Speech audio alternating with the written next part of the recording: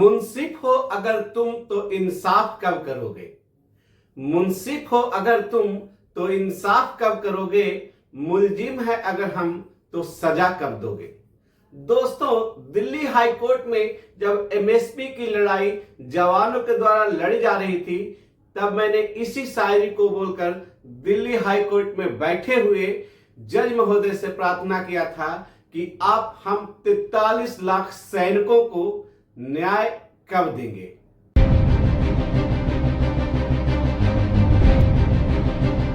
बिल्कुल सही समझ रहे हैं आप, मैं वही बात कर रहा हूं मिलिट्री सर्विस पे की।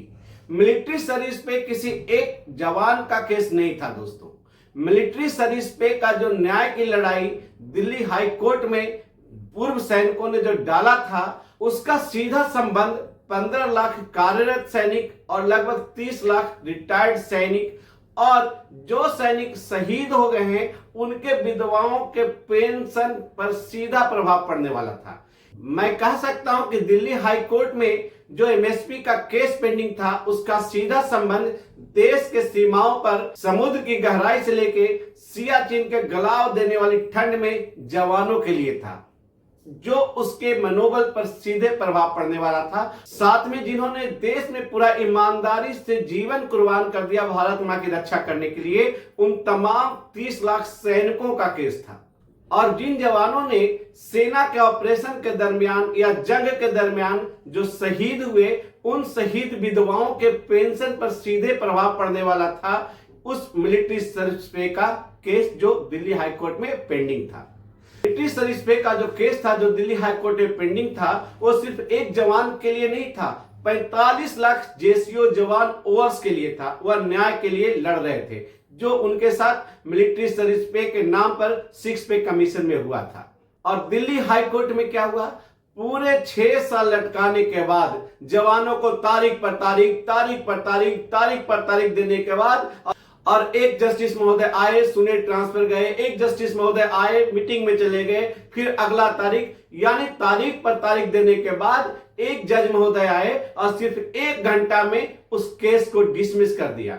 हमारे वॉइस ऑफ एक्स सर्विसमैन के वेटरन वीर बहादुर सिंह सर क्या बोलते हैं, सुनिए। नई बेंच के सामने केस आया और 1 घंटे में ही केस डिस्पोज हो गया। जिस जज महोदय ने डिस्पोज किया, पहले वो सरकारी वकील थे और मुझे ऐसे लगा कि शायद वो मन बना के आए हुए थे कि आज केस को डिस्पोज कर देना है। जब हमारी बहस शुरू हुई तो दोनों जज एक pin drop silence, high court में पिन ड्रॉप साइलेंस हो गया। हमें लगा कि अब निर्णय हमारे पक्ष में हो जाएगा, क्योंकि कोई फैक्ट को नज़रअंदाज नहीं कर रहे हैं, कोई सवाल जवाब नहीं कर रहे हैं, कोई क्रॉस क्वेश्चन नहीं कर रहे हैं, सब हमने रख दिया है, उसको एग्री भी कर रहे हैं। ऐसे लगा जैसे वो किकित विमूढ़ हो गए, क्या करें। फिर उन्होंने कहा सरकारी वकील से क्या बोलिए। सरकारी वकील बड़ी चालाकी से मेरिट के ऊपर बहस ही नहीं किया।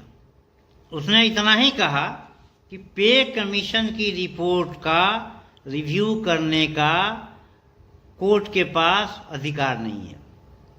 और उसने Punjab and Haryana high court Chandigarh का नायक हरबाल के केसेस में, सिमिलर केसेस में जो आदेश आया था, जिसमें इस चीज़ का वर्णन था कि हमारी जो इंटरवीन है वो नहीं हो सकती, उसको कोट किया और रखा भी। लेकिन एक केस डिस्पोज हुआ है 2 आधार पे कि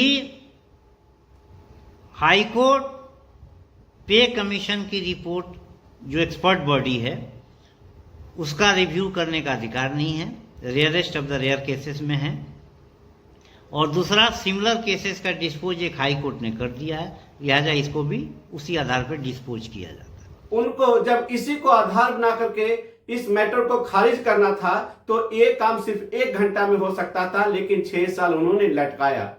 क्यों? क्योंकि ये केस था जेसीओ जवान और ओआस का, जो सेना में सबसे नीचे तबके के लोग हैं और वो प्रभावशाली नहीं है। अगर वो प्रभावशाली होते तो जज महोदय 1 घंटा में तुरंत सुन करके इसके ऊपर वो डिसीजन देते, लेकिन इस केस को उन्होंने 6 साल लटका के रखा।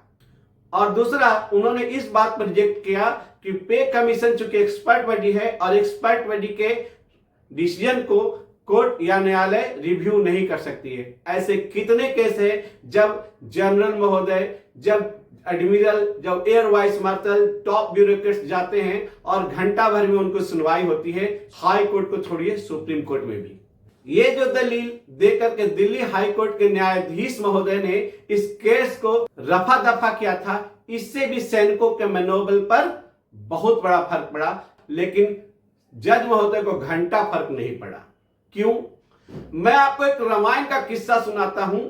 रावण जब सीता मां को अपहरण करके लंका लेके गया था, तो हनुमान जी गए थे दूत बन करके रावण को समझाने के लिए, हे लंकेश्वर, आपने बहुत बड़ा भूल कर दिया है, आप सीता मां को मुक्त कीजिए और विवेक से काम लीजिए और न्यायपूर्वक काम लीजिए, ताकि आपका इज्जत समाज में बना रहे। लेकिन वह रावण था, रावण वो था जिसने कुबेर को भी उल्टा लटका के रखा था और सोने का लंका बना के रखा था। हनुमान जी ने क्या किया? हनुमान जी ने उस सोने की लंका को ही जला दिया। आज दिल्ली हाई कोर्ट के चीफ जस्टिस यशवंत वर्मा के घर में आग लग गई। उन्होंने बहुत सोना पैसा जमा किया था और उनके आधिकारिक निवास में आग लगी और पब्लिक डोमेन में उनका वीडियो जारी हो गया। दोस्तों, आप और हम भारत देश में रहते हैं और आप किसी भी धर्म को मानने वाले हो, हमारा धर्म यह सिखाता है कि आप किसी के साथ अन्याय ना करें और ऐसा कुछ भी काम ना करें जहां आपको थर्ड पावर को जवाब देना पड़े कि आपने गलत किया और समाज के सामने कहीं आपको शर्मिंदा ना होना पड़े। ऐसा काम ना करें। हमारे देश के सेना के जेसीओ, ओआरस, एनसीओ को लगातार 6 साल दिल्ली हाई कोर्ट में लटकाया गया, जिसका मुखिया थे चीफ जस्टिस वर्मा साहब। उनके आधिकारिक निवास पर जो जमा किया हुआ था करोड़ों रुपया, उसमें आग लग गई। आखिर भगवान ने न्याय कर ही दिया। क्यों? क्योंकि जो जवान ऑपरेशन में सीमाओं पर शहीद हो गए, उन जवानों के बीवियां जो अभी चंद पैसे के ऊपर अपना जीवन गुजार रही है, कष्ट पूर्वक गुजार रही है, उनका उन्होंने अनदेखा करके उनको न्याय नहीं दिया। तो एक बात याद रखिए, भगवान के घर में देर है, अंधेर नहीं है। जय हिंद।